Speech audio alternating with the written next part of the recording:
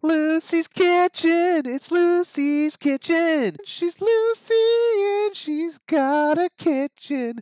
Lucy's Kitchen. And now that we've got your attention, let's cook. Hi there. Welcome to Lucy's Kitchen. I'm Lucy and this is my kitchen. Today we're going to make pesto. Pesto is a wonderful sauce made of mainly basil. Now, at this time of year, if you have a garden and you have basil in your garden, you know what I'm talking about. You end up with like a bushel of basil and it's like, what do I do with it? Well, we're going to make this marvelous, versatile sauce that you can use on all kinds of things, from pasta to drizzling it on a salad to making a beautiful burrata with basil drizzled on it, with pesto drizzled on it. It's useful in so many ways. It's wonderful tossed with steamed vegetables. It's just a beautiful thing. Okay, we're going to start by toasting our nuts and our garlic, and I'll meet you over at the stove. All right, I'm going to start with my garlic. Throw it in there. Now I've smashed the garlic so it flattens out a little, but I'm leaving the skins on. So we're just going to slowly toast this, and I'm just going to use a little tongs and kind of move it around. It's what this does is it helps it mellow out a little bit. We don't want this garlic to be sharp and hot. We want this to be kind of sweet and mellow and still have a garlic flavor. I have this on low heat. It's quite warm, and we don't need to toast it for very long. And while we're waiting for this to toast, I'm going to throw in the pine nuts too. The advantage of this is that the pine nuts are going to pick up a little of the garlic flavor, which is not a bad thing. So we just put the pine nuts in here. And we want the pine nuts to toast over very low heat because they go from white to black very quickly. You want to make sure you don't burn them. So as soon as you start to sense that they are brown, then you're done. And they don't have to be super brown. We want them golden. So we're just going to toss all of this around in the pan until we achieve that result. I'm going ahead here and, oh yeah, see, they're starting to turn already.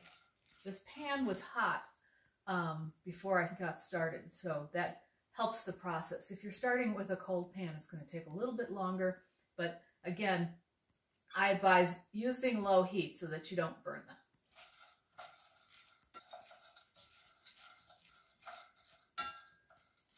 Now, you don't need to add oil to this pan because nuts have a natural oil in them. Okay, I'm looking at these pine nuts and they are golden. They're absolutely perfect and they smell very good. They smell kind of woodsy. And I'm going to take my garlic out and we are done with these pine nuts. I'm going to take them off the heat and we'll meet you back over and we'll get started on making our pesto. So pesto is a very simple sauce, and sometimes you hear about different kinds of pesto.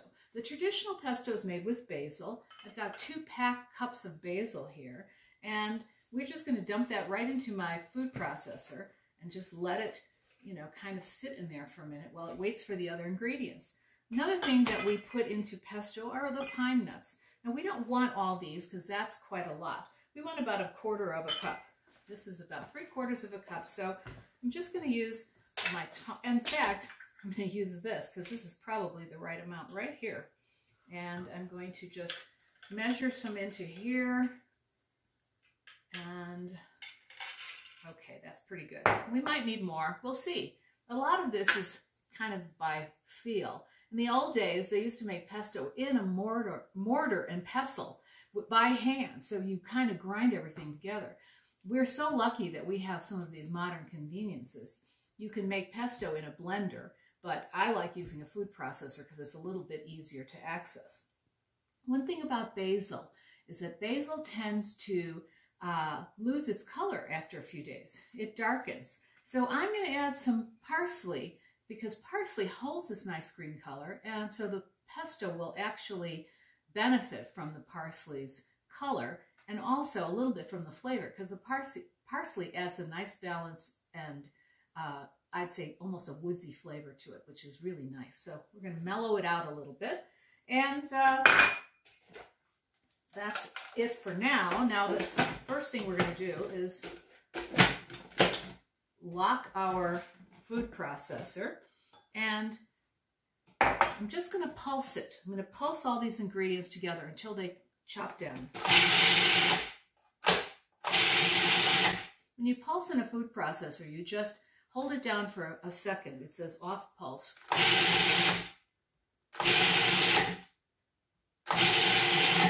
And you want to make sure that everything is kind of nicely chopped. So I'm looking at this and it is pretty good.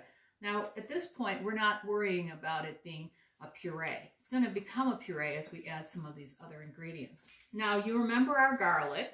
We're going to take those skins off, and now our garlic is warm and it also is a little bit more mellow. Now this isn't a huge change, and if you don't want to do this step, it's okay. You can just put in the raw garlic. I happen to like this because I like the flavor of garlic, but I want it to be mellow, not sharp. Just pull that out of there. And so this is a trick for chopping garlic in a food processor.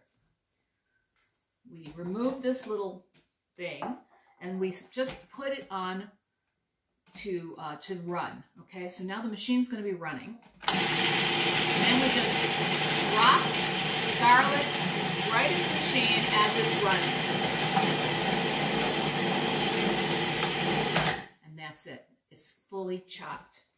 Now our next step, and I don't want to talk over the machine, so I'll tell you about it before I actually start it. We're going to put this back in. Now this in my machine, it's a sort of a cup, and it has a little hole in the bottom. This is useful for drizzling things into your food processor. So I'm going to put it in here, and then rather than just pour the oil in, I'm going to drizzle the oil in. So what that's going to do is it's going to give us a beautiful, creamy, and well, even, almost a mayonnaise-y kind of texture. And before I get started, what I'm doing right now is I'm scraping down the sides to make sure that everything gets some of the oil on it. So, and again, we're going to have the machine running as we do this. So,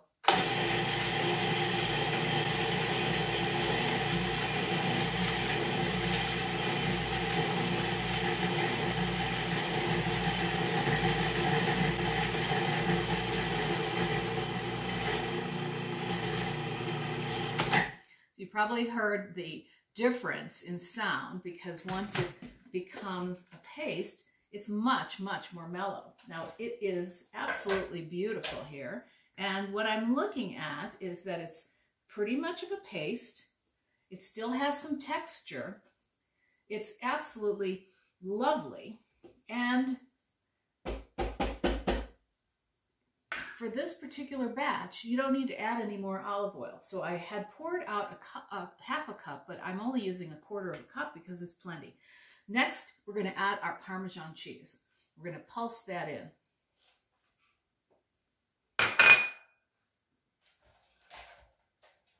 Oops. All right. And I'm going to just pulse it.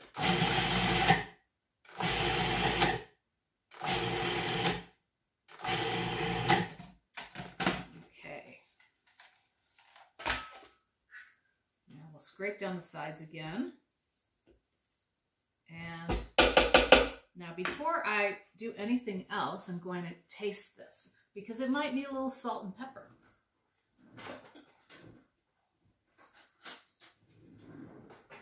A lot depends on your cheese. If your cheese is salty, and you also might want pepper because it's delicious. I think that's perfect. So I am done. Now I'm going to show you how to, what I like to do is scrape it into a jar and then keep it in my refrigerator with a thin layer of olive oil on top. And it keeps that way for a week or two, or even longer. You'll have to judge for yourself. So what I like to use is a wide mouth funnel. This is used often in canning to get your ingredients into your jars. And so it's very handy for all kinds of things. And I like having one around. I take my food processor and first, actually, let me do this while it's still on here. We're going to remove the pesto from the blade and set the blade aside. And then we're going to take this gorgeous paste, which, as you can see, is beautiful, green, and thick. And we're going to spoon it right into this jar.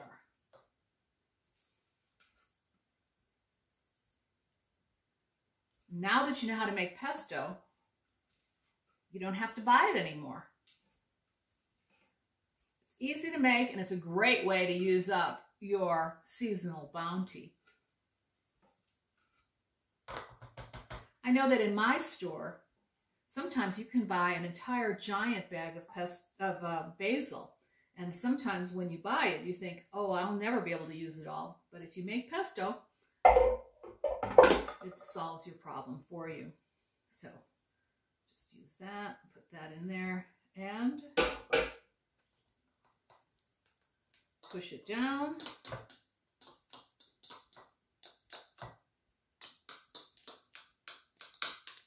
And okay, aside.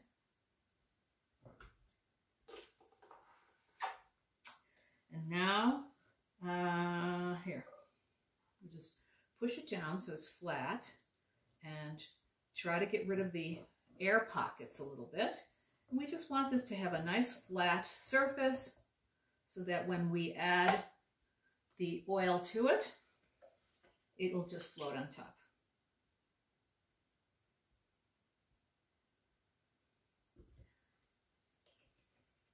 So you can use any kind of jar you want and close the top and your pesto.